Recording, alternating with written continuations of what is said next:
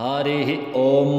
गणानान्त्वा गणपतिग्गं हवामहे प्रियाणान्त्वा प्रियपतिग्गं हवामहे निधीनान्त्वा निधिपतिग्गं हवामहे वशो मम आहमजानि गर्भधाम त्वमजासि गर्भधाम गायत्री त्रिष्टुप् पङ्क्त्या सह बृहत्युष्णिहा ककुबुसूचिभिः सम्यन्तुत्वा द्विपदाजाश्चतुक्पदास्त्रिपदाजाश्च खट्पदाः विछन्दाजाश्च षच्छन्दाः सूचिभिः सम्यन्तुत्वा सह स्तोमाः सह छन्दस आवृतः सह प्रमारेखयः सप्तदैव्याः पूर्वेखां पन्था मनोदृश्यधीरा अन्वालेभिरे रथ्यो नरस्मिन्न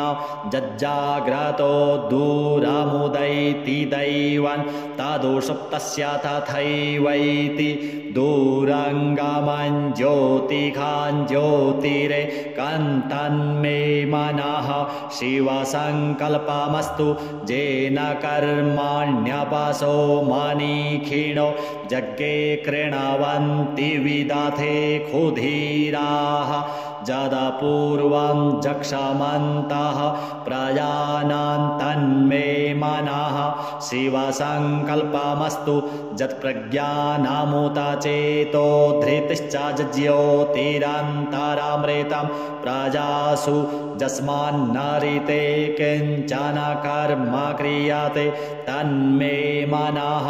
शिवसङ्कल्पमस्तु जेनेदं भूतं भुवनं भविष्यत्परिगृहीतममृतेन सर्वं जेन यज्ञस्तायते सप्ताहोता तन्मे मनः शिवसङ्कल्पमस्तु यस्मिन् ऋचः सामजजोङ्गुंखि यस्मिन् प्रतिष्ठिता रथना भाविवाराः यस्मिंश्चित्तगुं सर्वमोतं प्रजानां तन्मे मनः शिवसङ्कल्पमस्तु सुखारथिरस्वानिव जन्मानुख्यान्ने नीयते भीषुभिर्वाजिन इव हृत्प्रतिष्ठं जदजिरै जविष्ठन् तन्मे मनः शिवसङ्कल्पमस्तु हरिः ॐ सहस्रशीरेखा पुरुषः सहस्राक्षः सहस्रपात स भूमिग्गुं सर्वतस्पृत्वात्यतिष्ठद्दशाङ्गुलं पुरुष एवेदग्गुं सर्वं यद्भूतं यच्च भाव्यम् उतामृतत्वशेषानोज्जदन्ने नातिरोहति एतावानस्य महिमातोज्यायाश्च पुरुषः पादोश्च विश्वा भूतानि त्रिपादस्यामृतं दिवि त्रिपादूर्ध्व उदैत्पुरुषः पादोषेह भवत्पुनः ततो विख्वन् व्यक्रामत्सा सनानसने अभि ततो विराडजायत विराजो अधिपुरुषः सजातो अत्यरिच्यत पश्चाद्भूमिमथो पुरः तस्मादिज्ञात् सर्वाहुतः सम्भृतं प्रेखदाज्यं पशुस्ताश्चक्रे वायव्यानारण्य ग्राम्याश्च जे तस्मादिज्ञात् सर्वाहुतारिचः सामानि जग्गिरे छन्दागुंसि जग्गिरे तस्माद्यजुस्तस्माद्दजायत तस्माद्दश्वा अजायन्त जे केचोभयादतः गावोह जग्गिरे तस्माज्जाता अजावयः तं जज्ञं बारेहि प्रोक्षन् पुरुखै जातमग्रतः तेन देवा अयजन्त साध्या रेखायश्चाजे जत्पुरुखं व्यदधुः कतिधा व्यकल्पयन् मुखं किमस्यासीत् किं बाहु किमुरुपादा उच्येते ब्राह्मणोऽस्य मुखमासीत् बाहु राजन्यः कृतः ऊरु तदस्य जद्वैश्यः पद्भ्यागुंशूद्रो अजायत चन्द्रमा मनसो जातश्चक्षोः सूर्यो अजायत श्रोत्राद्वायुश्च प्राणश्च मुखादग्निरजायत नाभ्या आसीदन्तरिक्षगुं शीर्ष्णोर्द्योः समवर्तत पद्भ्याम्भो मृद्दिशः श्रोत्रात् तथा लोकान् अकल्पयन् जत्पुरुखेण हविखा देवा जज्ञमतन्वत वसन्तोऽस्यासीद्दाज्यङ्ग्रीक्ष्म इदमः शरद्धविः सप्तास्यासन् परिधयस्त्रिः सप्तसमिधः कृताः देवा जज्ञन्तन्वाना अवध्नन् पुरुखं पशुम् यज्ञेन जज्ञमयजन्त देवास्तानि धर्माणि प्रथमान्या सन्न ते हनाकं महिमानः सचन्त जत्र पूर्वे साध्याः सन्ति देवाः अद्भ्यः संभृतः पृथिव्यैरसाच्च विश्वकर्मणः समवर्तताग्रे तस्य त्वष्टा विदधद्रूपमेति तन्मर्त्यस्य देवत्वमाजानमग्रे वेदाहमेतं पुरुखं महान्तमादित्यवर्णं तमसः परस्तात् तमेव विदित्वाति मृत्युमेति नान्यः पन्था विद्यते यनाय प्रजापतिश्चरति गर्भे अन्तर्जायमानो बहुधा विजायते तस्य योनिं परिपश्यन्ति धीरास्तस्मिन् हतस्थ्रुभुवनानि विश्वा जो देवेभ्य आतपतिजो देवानां पुरोहितः पूर्वो जो देवेभ्यो जातो नमो रुचाय ब्रह्मणे रुचं ब्रह्मै जनयन्तो देवा अग्रे तदब्रुवन् जस्त्वैवं ब्रह्मणो विद्या तस्य देवा असन्वसे श्रीश्च ते लक्ष्मीश्च पत्न्या वहोरात्रे पार्श्वे नक्षत्राणि रूपमश्विनौ व्यातम् इषणन्निखाणामुम् इखाण सर्वलोकम् इखाण हरिः ॐ आसुः शिशानो बृखभो न भीमो घनाघनः क्षोभणश्च रेखणीनां सङ्क्रन्दनो निमिष एकवीरः शतगुंसेना अजयत्साकमिन्द्रः सङ्क्रन्दनेन निमिषेण जिष्णुना जुत्कारेण दुश्चवनेन धृष्णुना तदिन्द्रेण जायत तस्साधुवं जुधो नर इखुहस्तेन विष्णा स इखुहस्तैः स निखङ्ग्रभिवसी सग्गुं स्रष्टा स युध इन्द्रो गणेन सग्गुं सृष्टा जस्सोमपाबाहु सर्धुग्रधन्वा प्रतिहिता भीरस्ता बृहस्पते परिदीया रथेन रक्षो हामित्रान् अपबाधमानः प्रभञ्जनत्सेनाः प्रमीणोज्जुधा जयन्नस्माकमेध्यविता रथानां बलविज्ञायस्थवीरः प्रवीरः सहस्वान्वाजी सहमान उग्रः अभिवीरो अभिसत्वा सहोजा जैत्रमिन्द्ररथमातिष्ठ गोवित गोत्रभिदं गोविदं वज्रबाहुं जयन्तमज्मा प्रामृणन्तामोजसा इमगुं सजाता अनुवीराजध्वमिन्द्रगुं सखायो अनुसगुं रभध्वम् अभिगोत्राणि सहसा गाहमानोदयो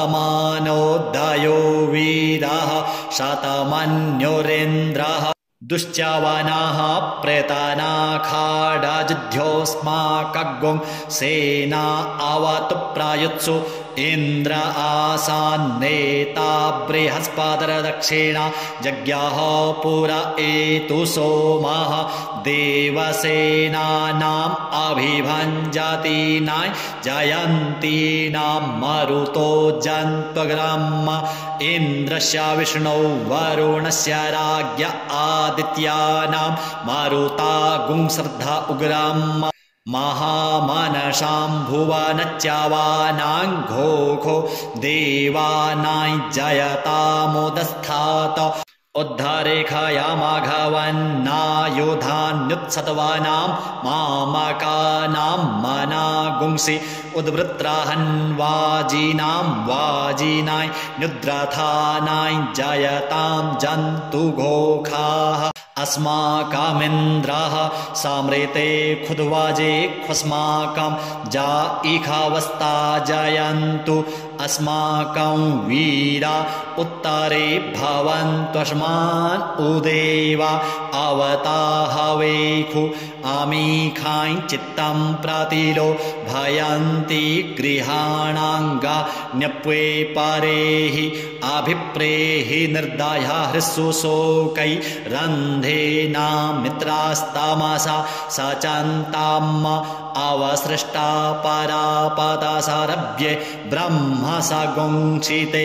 गच्छा मित्रान् प्रपद्यस्व मामीखां कञ्चनोच्छिखः प्रेता जयता नर इन्द्रो वः सर्मा गच्छतु उग्रावः सन्तु बाहवो न धृख्या जथा सथ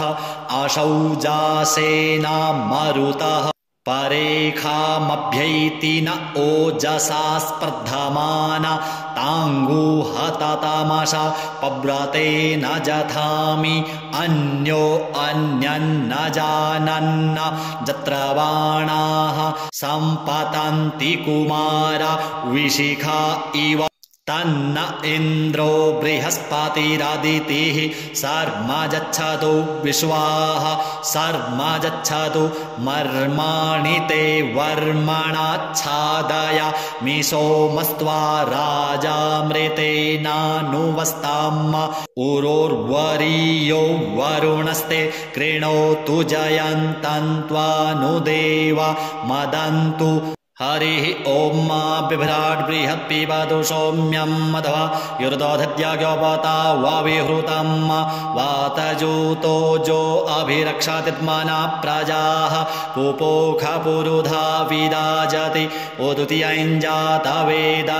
देवं वहन्ति केतवः दृशे विश्वाय सूर्यं जेनापावकचक्षसा भूरण्यन्तन् जनान् अनु त्वं वरुणा पश्यासि दैव्यावध्वर्जु आगतगुं रथेन सूर्यत्वचा मध्वा जज्ञगुं समञ्जाथे तं प्रत्नथायं वे नश्चितरं देवानां तं प्रत्नथा पूर्वथा विश्वाथे मथा ज्येष्ठता तेम्बरहि खदगुं स्वर्विदं प्रतीचीनं वृजनन्दो हसे धुनिमाश्वी जयन्तमनुया सुवर्धसे अयं वे नश्चोदयत्प्रश्निगर्भा ज्योतिर्जरायुरजसो विमाने इममपागुं सङ्गमे सूर्यस्य शिशो न विप्रामतिभिरिहन्ति चित्रं देवानामुदगादनीकै चक्षुर्मित्रस्य वरुणस्याग्नेः आप्राद्या वा पृथिवी अन्तरिक्षगुं सूर्य आत्मा जगतस्तस्थुखश्च आन इडाभिर्विदधे सुषस्ति विश्वान्नरः सविता देव एतु अपि जथा जुवानो मत्सथानो विश्वं जगदभिपृथ्वे मनीखा ज्योतिद्या कच्चावृत्राहन्नुदगा अभिसूर्ज सर्वन्तदिन्द्रते वसे तारणिर्विश्वदर्शतो ज्योतिष्कृदसि सूर्ज विश्वमाभासि रोचनम् तत्सूर्यस्य देवत्वं तन्महित मध्याकर्तोर्विततगुंसञ्जभार जदेदयुक्ता हरितः सदस्थाद्रात्रिवासस्तनुते सीमस्मै तन्मित्रस्य वरुणस्याभिचक्षे सूर्यो रूपं कृणोते द्योरूपस्थे अनन्तमन्यदृषदस्य पाजः कृष्णमन्यधरितः सम्भरन्ति बडमहान् असि सूर्यबडादित्यमहान् असि महस्ते सतो महिमापनस्यते धादेव महान् असि बट्सूर्यस्रवसा महान् असि सत्रादेव महान् असि मह्नादेवानामसृजः पुरोहितो विभुज्योतिरा दाभ्यम्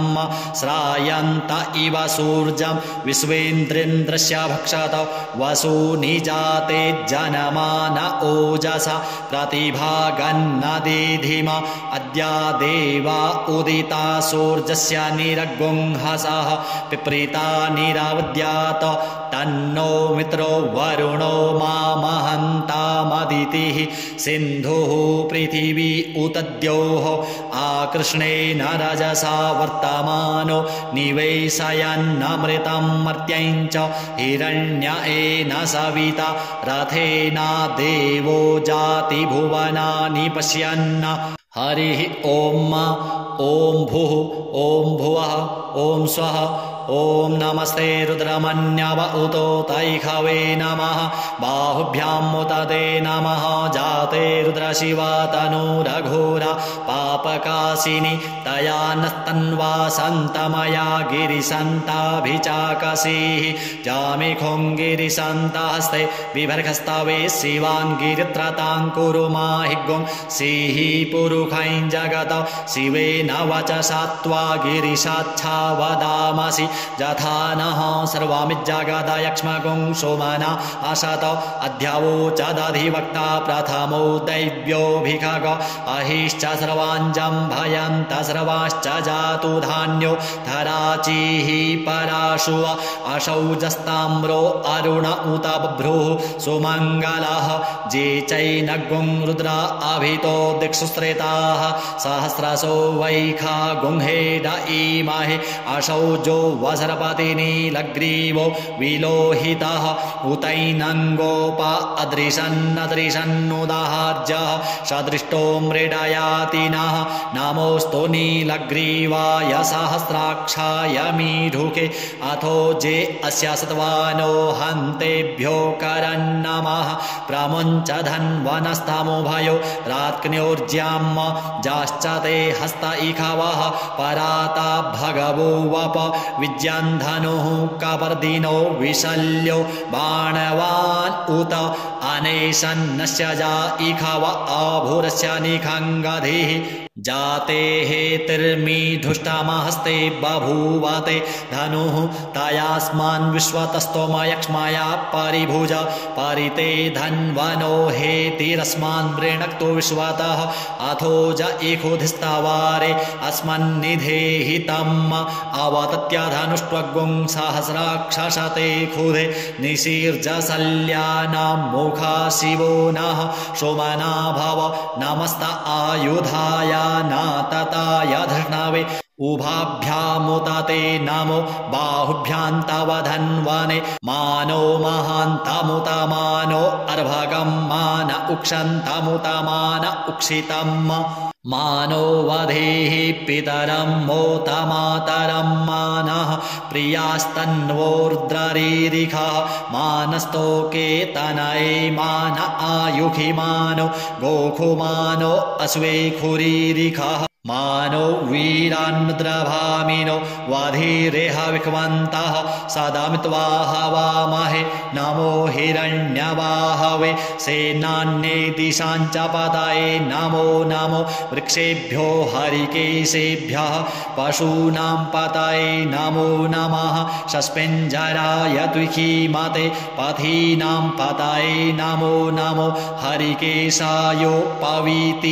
पुष्टानां पतये नमो नमो बब्लूषाय व्याधिने नानां पतये नमो नमो भवस्य हेत्यै जगतां पतये नमो नमो रुद्राय तथा इने क्षेत्राणां पतये नमो नमः सूताय हन्त्यै वनानां पतये नमो नमो रोहिताय स्थपतये वृक्षाणां पतये नमो नमो भुवन्तये वारिवस्त्रिता यौखधीनां पतये नमो नमो मन्त्रिणे वाणिजाय कक्षाणां पतये नमो नम उच्चैर्घोषाय क्रन्दयते पत्तीनां पतये नमो नमः कृष्णाय तया धावते सत्त्वानां पतये नमो नमः सहमानाय निव्याधिन आव्याधिनीनां पतये नमो नमो निखङ्गिणे ककुभायस्ते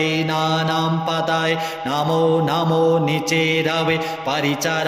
परिचरायारण्यानां पतये नमो नमो वञ्चते परिवञ्चते स्थायूनां पतये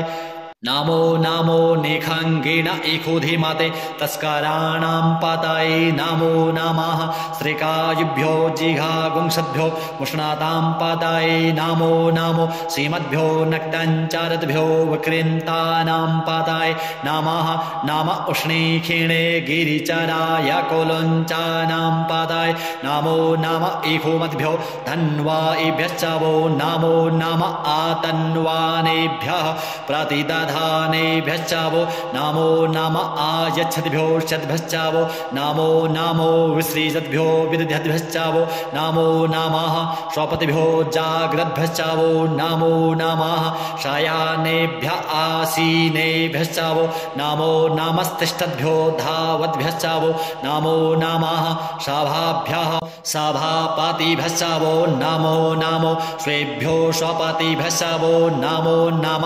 आव्याधिनीभ्यो विविधन्तिभ्यश्च वो नमो नम उगणाभ्यस्त्रिगुं हतिभ्यश्च वो नमो नमो गणेभ्यो गणपतिभ्यश्च वो नमो नमो व्रातेभ्यो व्रातपतिभ्यश्च वो नमो नमो गृत्सेभ्यो गृत्सपतिभ्यश्च वो नमो नमो विरूपेभ्यो विश्वरूपेभ्यश्च वो नमो नमः सेनाभ्यः सेनानिभ्यश्च वो नमो नमो रथेभ्यो अरथेभ्यश्च वो नमो नमः क्षत्रिभ्यः संग्रहेत्रिभ्यश्च वो नमो नमो महद्भ्यो अर्भकेभ्यश्च वो नमः नमस्तक्षभ्यो रथकारेभ्यश्च वो नमो नमः कुलालेभ्यः कर्मारेभ्यश्च वो नमो नमो निखादेभ्यः पुञ्जिष्ठेभ्यश्च वो नमो नमः स्वनिभ्यो मृगयुभ्यश्च वो नमो नमः स्वभ्यः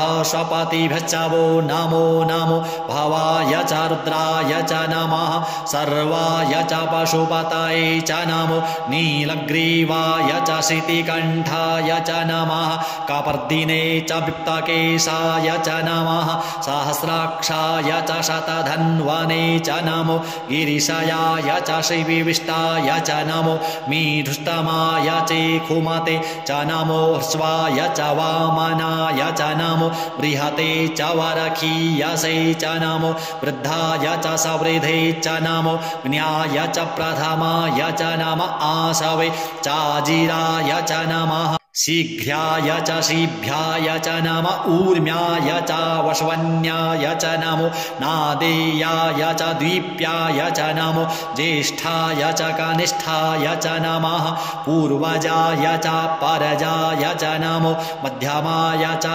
पगल्भाय च नमो जघन्याय च बुध्न्याय च नमः शोभ्याय च प्रतिसर्जाय च नमो जाम्याय च क्षेम्याय च नमः श्लोक्याय च वशान्याय च नाम उर्वरजाय च खल्याय च नमो वन्याय च कक्षाय च नमः स्रवाय च प्रतिस्रवाय च नम आशुखेणाय च सुरथाय च नमः शूराय च वभेदिने च नमो बिल्मिने च कवचिने च नमो वर्मिणे च वरूथिने च नमः श्रुताय च श्रुतसेनाय च नमो दुन्दुभ्याय च हनन्याय च नमो धृष्णवे च प्रमृषाय च नमो निखङ्गिणे चेखुधिमते च नमस्तीक्ष्णे खवे चायुधिने च नमः स्वायुधाय च सुधन्वने च नमः श्रुत्याय च पथ्याय च नमः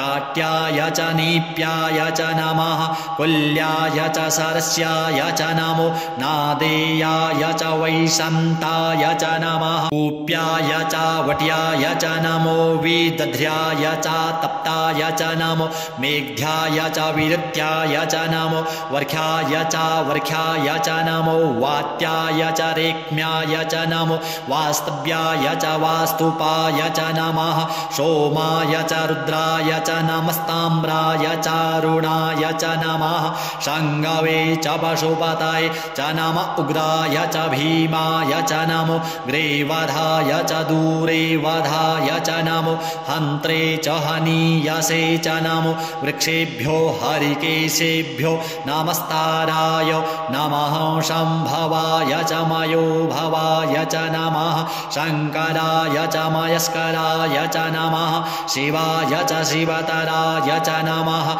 पार्जाय च वार्जाय च नमः प्रतरणाय चोत्तरणाय च नमस्तीर्थ्याय च कुल्याय च नमः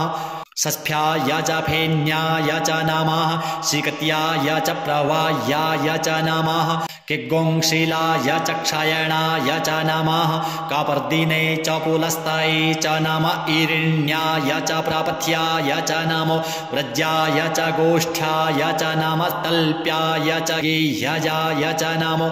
हृदज्याय च निवेख्याय च नमः काट्याय च गुह्वरेष्ठाय च नमः शुष्क्याय च हरित्याय च नमः पागुंशव्याय च रजस्याय च नमो लोप्याय चोल्लप्याय च नमः ऊर्व्याय च सूर्व्याय च नमः पर्णाय च पर्णसदाय च नमः उद्गुरुमाणाय चाभिघ्नते च नमः आखिदते च प्रखिदते च नमः कृद्भ्यो धनुष्कृद्भ्यश्च वो नमो नमो वः कीरिकेभ्यो देवानागुं हृदयेभ्यो नमो विचिन्वत्केभ्यो नमो विक्षिणत्केभ्यो नम आनिर्हतेभ्यः द्रापे अन्धसस्पदे दरिद्रनीललोहित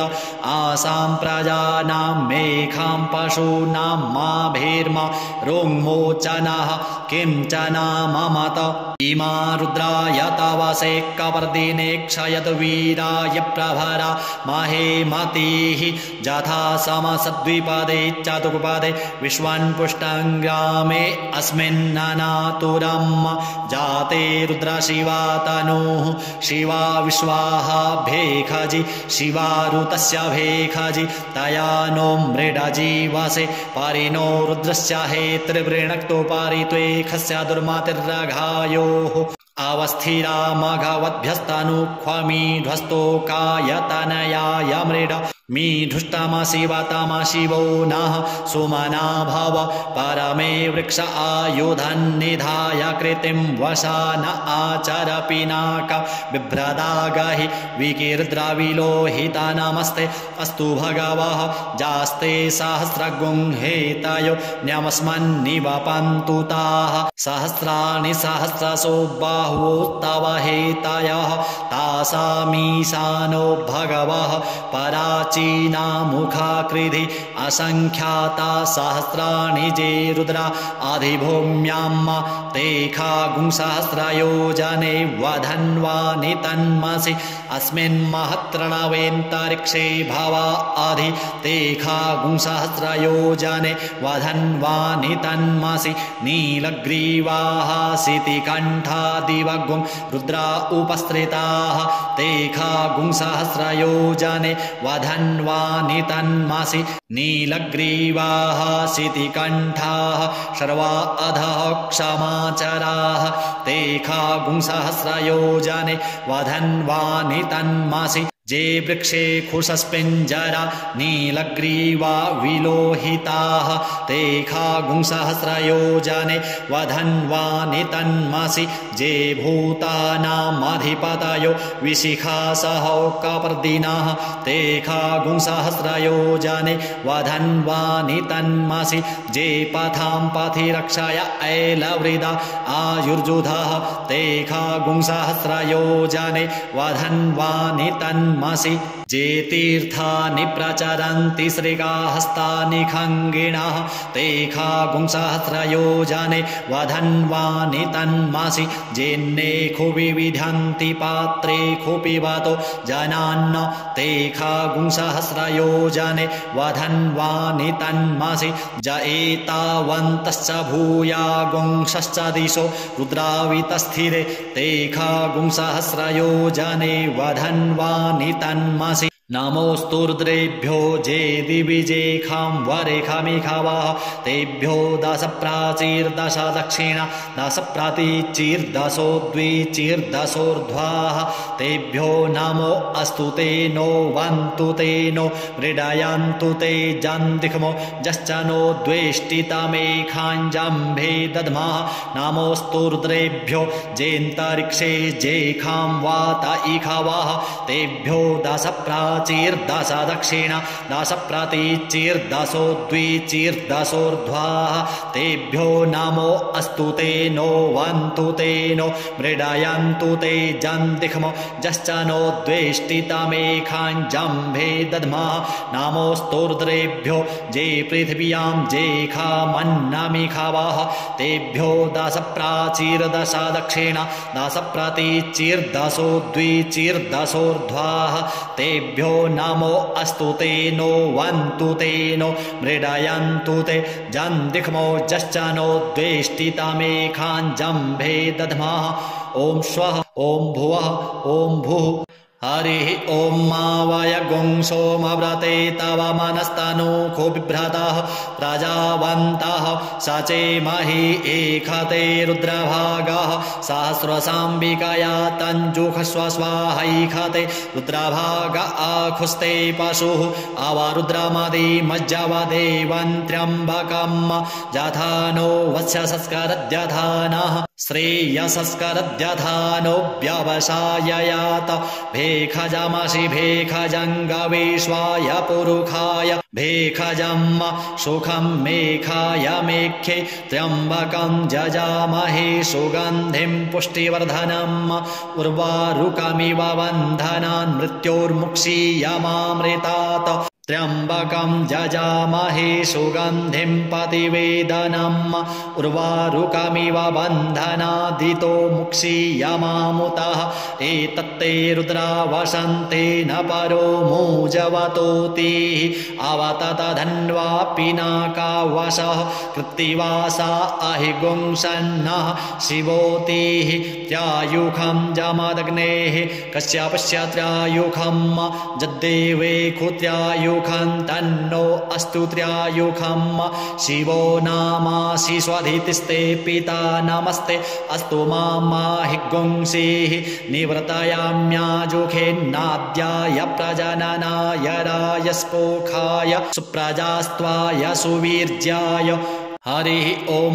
उग्रश्च भीमश्च धान्तश्च धुनिश्च साशवाश्चाभिगुवा च विक्षिपः स्वाहा अग्निगुं हृदयेनासनिगुं हृदयाग्रेण पशुपतिं कृष्णहृदयेन भवञ्जग्ना सर्वं मतस्नाभ्यामीशानं मन्युना महादेवमन्तः पर्शव्येनोग्रं देवं वनिष्ठुना वसिष्ठः नोः सिंगिनी कोश्याभ्याम् उग्रं लोहितेन मित्रगुंसौ व्रत्येन रुद्रं दौर्वृत्येनेन्द्रं प्रक्रीडेन मरुतो बलेन साध्यान् प्रमुदा भावस्य कण्ठगुं रुद्रस्यान्तः पार्श्व्यं महादेवस्य चकृच्छर्वस्य वानिष्ठुः पशुपतेः पुरी तत् लोमभ्यः स्वाहा लोमभ्यः स्वाहा त्वचे स्वाहा त्वचे स्वाहा लोहिताय स्वाहा लोहिताय स्वाहा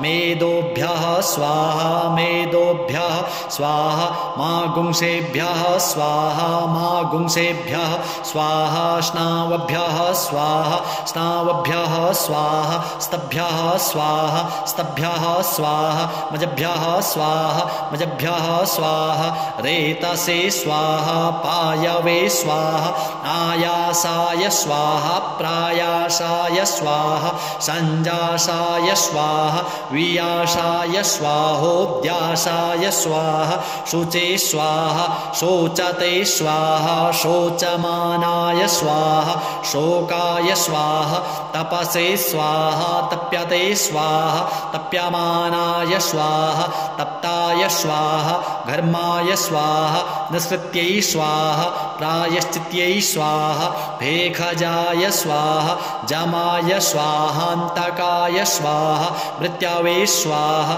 ब्रह्मणे स्वाहा ब्रह्महत्यायै स्वाहा विश्वेभ्यो देवेभ्यः स्वाहा द्यावा पृथिवीभ्यागुं स्वाहा हरिः ॐ वाजश्च मे प्रसवश्च मे प्रयतिश्च मे प्रसितिश्च मे धीतिश्च मे क्रतुश्च मे स्वरश्च मे श्लोकश्च मे श्रवश्च मे श्रुतिश्च मे ज्योतिश्च मे स्वच्च मे यज्ञेन प्राणश्च मे पानश्च मे व्यानश्च मे शुश्च मे चित्तञ्च म आधीतञ्च मे वाक्च मे मनश्च मे चक्षुश्च मे श्रोत्रञ्च मे दक्षश्च मे बलञ्च मे यज्ञेन कल्पन्त ओजश्च मे सहश्च म आत्मा च मे तनुश्च मे शर्म च मे वर्म च मे ङानि च मे स्थीनि च मे परोङ्गुंहि च मे शरीराणि च म आयुश्च मे जरा च मे यज्ञेन कल्पन्तं ज्येष्ठं च म आधिपत्यं च मे मन्युश्च मे भामश्च मे मश्च मे भश्च मे जेमा च मे महिमा च मे वरिमा च मे प्रथिमा च मे वरिखिमा च मे घिमा च मे वृद्धं च मे वृद्धिश्च मे यज्ञेन कल्पन्तं सत्यं च मे श्रद्धा च मे जगच्च मे धनं च मे विश्वं च मे महश्च मे क्रीडा च मे मोदश्च मे जातं च मे जनिख्यमाणं च मे सूक्तं च मे सुकृत्यं च मे यज्ञेन कल्पन्तं ऋतं च मे मृतं च मे यक्ष्मं च मे नामयच्च मे जीवातुश्च मे दीर्घायुत्वं च मे नमित्रं च मे भयं च मे सुखं च मे शयनं च मे सुखाश्च मे सुदिनं च मे यज्ञेन कल्पन्तं जन्ता च मे धर्ता च मे क्षेमश्च मे धृतिश्च मे विश्वं च मे महश्च मे संविच्च मे ज्ञात्रं च मे शूश्च मे प्रसूश्च मे सीदं च मे लयश्च मे यज्ञेन कल्पन्तं शञ्च मे मयश्च मे प्रियञ्च मे नुकामश्च मे कामश्च मे सौमनसश्च मे भगश्च मे द्रविणञ्च मे भद्रञ्च मे श्रेयश्च मे वसीयश्च मे जशश्च मे यज्ञेन कल्पन्तं ऊर्क च मे सुनृता च मे पयश्च मे रसश्च मे घृतं च मे मधु च मे सग्धिश्च मे सपीतिश्च मे कृषिश्च मे वृष्टिश्च मे जैत्रं च म औद्भिर्यं च मे यज्ञेन कल्पन्तं रयश्च मे रायश्च मे पुष्टं च मे पुष्टिश्च मे विभु च मे प्रभु च मे पूर्णं च मे पूर्णतरं च मे कुयवं च मे क्षितं च मे नं च मे शुच्च मे यज्ञेन कल्पन्तं वित्तं च मे वेद्यं च मे भूतं च मे भविष्यच्च मे सुगं च मे सुपथ्यं च मारिद्धं च मारिद्धिश्च मे क्लप्तं च मे क्लिप्तिश्च मे मतिश्च मे सुमतिश्च मे यज्ञेन कल्पन्तं व्रीहय मे जवाश्च मे माखाश्च मे तिलाश्च मे मुद्गाश्च मे खल्वाश्च मे प्रियंगवश्च मे नवश्च मे श्यामाकाश्च मे नीवाराश्च मे गोधूमाश्च मे मसूराश्च मे यज्ञेन कल्पन्तं अस्माच्च मे मृत्तिका च मे गिरयश्च मे पर्वताश्च मे शिखताश्च मे वनस्पतयश्च मे हिरण्यं च मे यश्च मे श्यामं च मे लोहं च मे शीशं दिशञ्चामे त्रपुचामे यज्ञेन कल्पन्ताम् अग्निश्चाम आपश्चामे वीरुधश्चाम ओखादायश्चामे कृष्णपच्याश्चामे कृष्णपच्याश्चामे ग्राम्याश्चामे पशव आरण्याश्चामे वित्तञ्चामे वित्तिश्चामे भूतञ्चामे भूतिश्चामे यज्ञेन कल्पन्ताम् वशुचामे वसतिश्चामे कर्मचामे शक्तिश्चामे अर्थश्चाम एमश्चाम इत्याचामे गातिश्चामे यज्ञेन कल्पन्ताम् अग्निश्चाम इन्द्रश्चामे सोमश्चाम इन्द्र चामे सविता चाम इन्द्रश्चामे सरस्वती चाम इन्द्रश्चामे पूखा चाम इन्द्रश्चामे बृहस्पतिश्चाम इन्द्रश्चामे यज्ञेन कल्पन्ताम् मित्रश्चाम इन्द्रश्चामे वरुणश्चाम इन्द्रश्चामे धाता चाम इन्द्रश्चामे त्वष्टा चाम इन्द्रश्चामे मरुतश्चाम इन्द्रश्चामे विश्वे च मे देवा इन्द्रश्चामे यज्ञेन कल्पन्ताम् पृथिवी चाम इन्द्रश्चामे क्षांचाम इन्द्रश्चामे यौश्चाम इन्द्रश्चामे सामाश्चाम इन्द्रश्चामे नक्षत्राणि चाम इन्द्रश्चामे दिशश्चाम इन्द्रश्चामे यज्ञेन कल्पन्ताम् अग्गुंसुश्चामे रश्मिश्चामे दाभ्यश्चामे धीपातिश्चाम उपागुंसुश्चामे अन्तर्जामश्चाम ऐन्द्रवायवश्चामे मैत्रा वरुणश्चाम आश्विनश्चामे प्रतिप्रस्थानश्चामे शुक्रश्चामे मंथी चामे यज्ञेन कल्पन्ताम् आग्रयणश्चामे वैश्वदेवश्चामे ध्रुवश्चामे वैश्वानरश्चाम ऐन्द्राग्नश्चामे महावैश्वदेवश्चामे मरुत्वतीयाश्चामे निष्केवल्यश्चामे सावित्रश्चामे सारस्वतश्चामे पात्नीवतश्चामे हारियोजनश्चामे यज्ञेन कल्पन्ताम् सृचश्चामे चमसाश्चामे वायव्यानि चामे द्रोणकालाश्चामे ग्रावाणश्चामे धिखवाणे चामे पूतभृच्चाम आधवनीयश्चामे वेदिश्चामे बराहिश्चामे बभ्रीथश्चामे स्वगाकारश्चामे यज्ञेन कल्पन्ताम् अग्निश्चामे घर्मश्चामे अर्कश्चामे सूर्यश्चामे प्राणश्चामे स्वमेधश्चामे पृथिवी चामे दितिश्चामे द्यौश्चामेऽङ्गुलयः शक्करायो दिशश्चामे यज्ञेन कल्पन्ताम् व्रतञ्चामरितवश्चामे तपस्सामे संवत्सरश्चामे होरात्रे ऊर्वष्ठीवे बृहद्रथान्तरे चामे यज्ञेन कल्पन्ताम् एका चामे त्रिशश्चामे पञ्चचामे सप्तचामे नवचाम एकादशचामे त्रयोदशचामे पञ्चदशचामे सप्तदशचामे नवदशचाम एकविंशतिश्चामे त्रयोविंशतिश्चामे पञ्चविंशतिश्चामे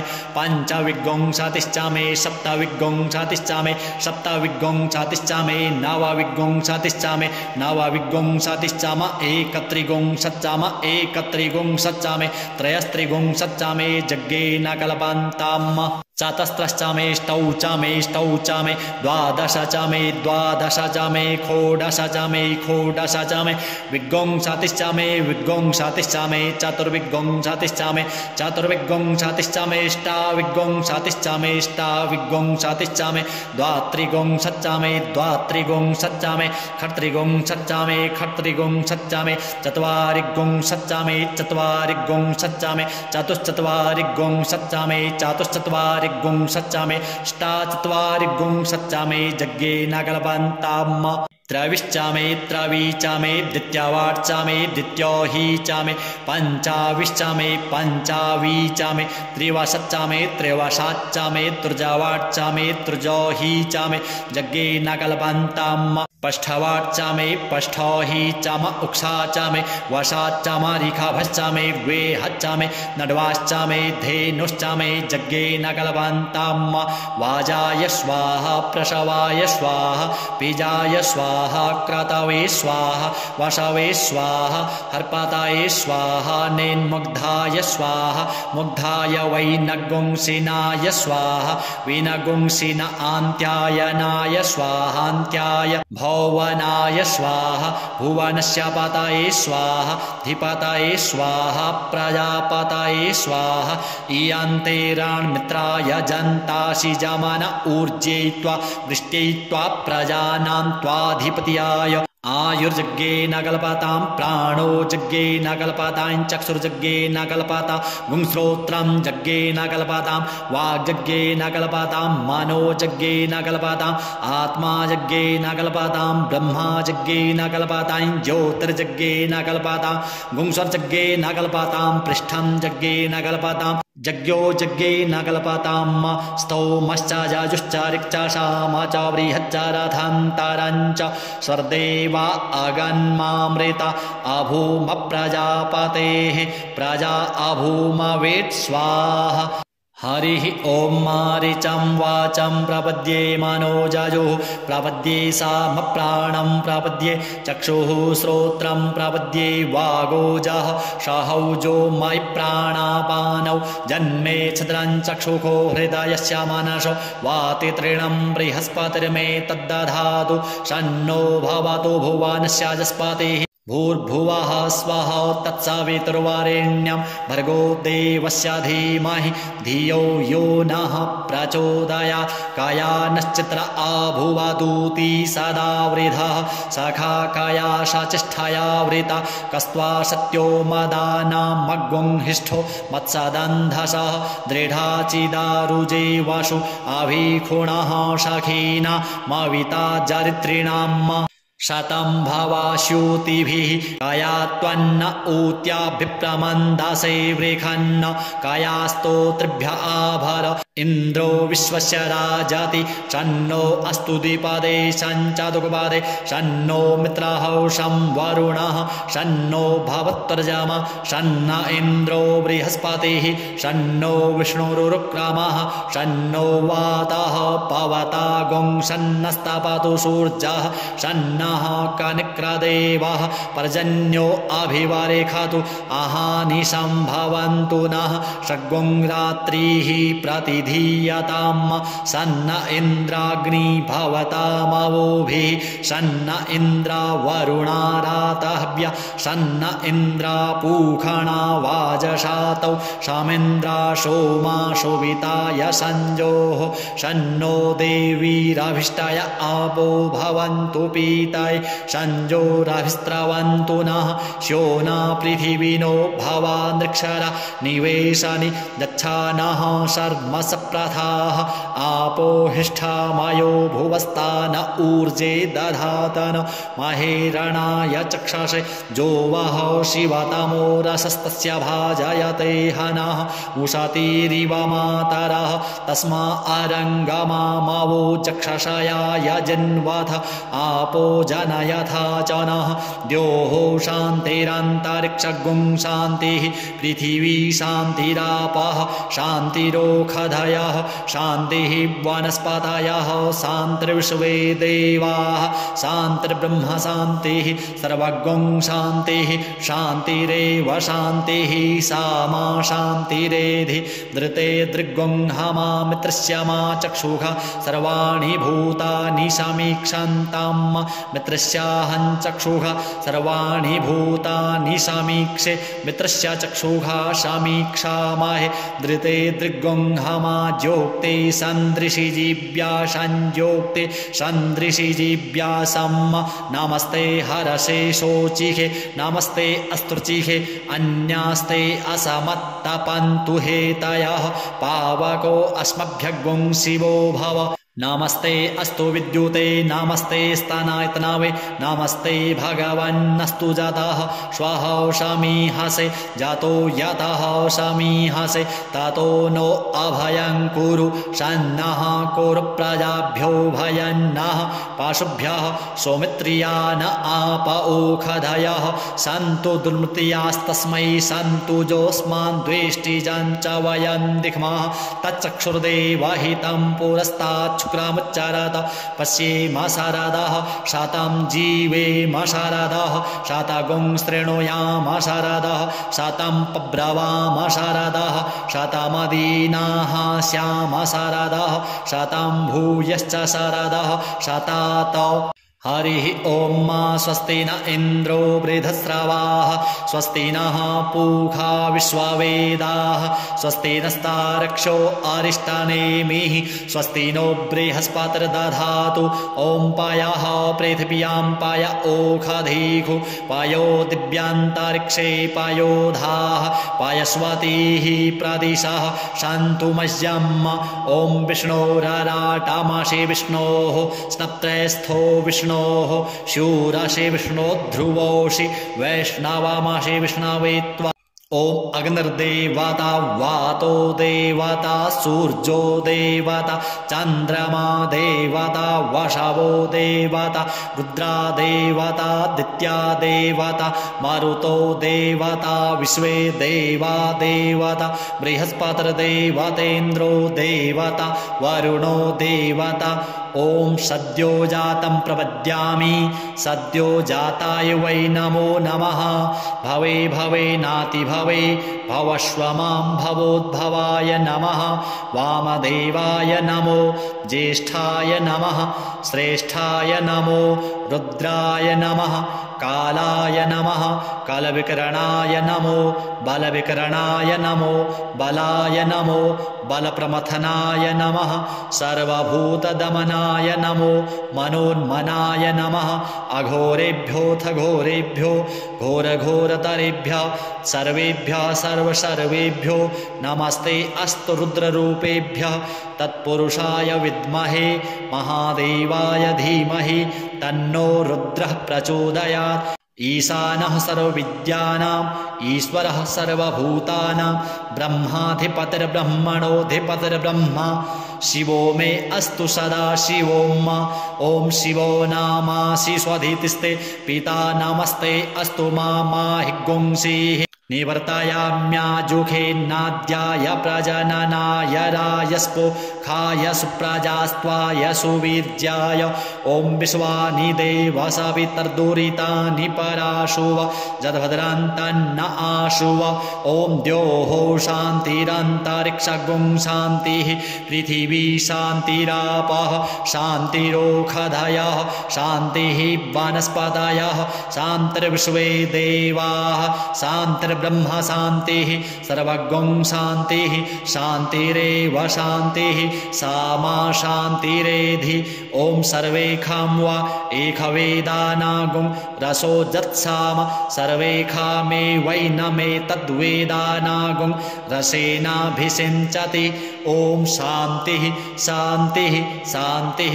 अनेन कृतेन श्री रुद्रीपाठकर्मणा श्री भवानी शंकर महारुद्रः प्रीयतां नमः श्री सांब सदा शिवार्पणमस्तु।